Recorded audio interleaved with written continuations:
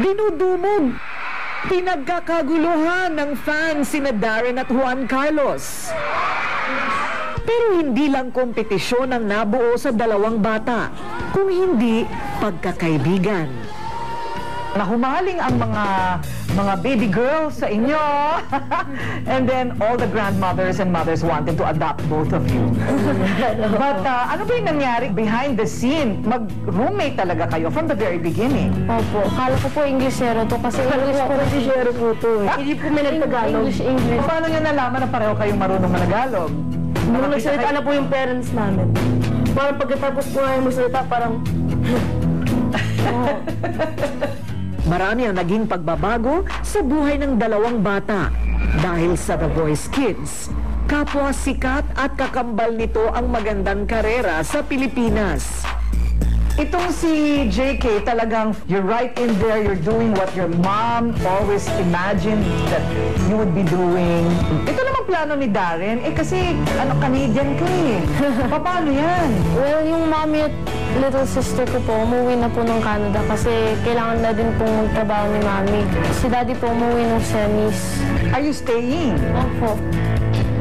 Nito lang nakaraang linggo, ang lupit ng kanilang schedule. May mall show, provincial tours, at sumabak na sa taping si JK. Are you okay? Oo, okay lang ako. Ayaw kita mapahamak. Habang nag-recording naman ng kanta si Darren. Tila pinagtagpo sila ng kapalaran. Si Darren nahasa ang kakayahan sa pag-awit sa mga singing contest. Naging inspirasyon naman ni JK ang kanyang ina para abutin ang mga pinapangarap sa buhay. Oh, I could be the man who grows old with you. I wanna grow old with you. Saan mo kinukuha yung lakas ng loob mo? If you really wanna achieve your dream, just believe in yourself.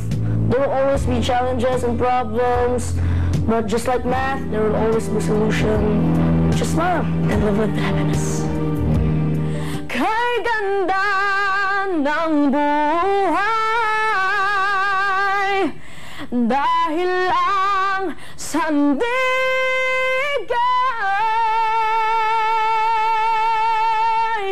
ngayon. Be confident in yourself po. Yun po yung natutunan ko po para maabot ko po yung dreams ko po. Don't be shy.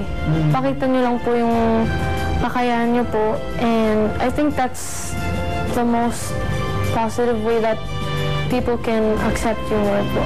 Always stay humble.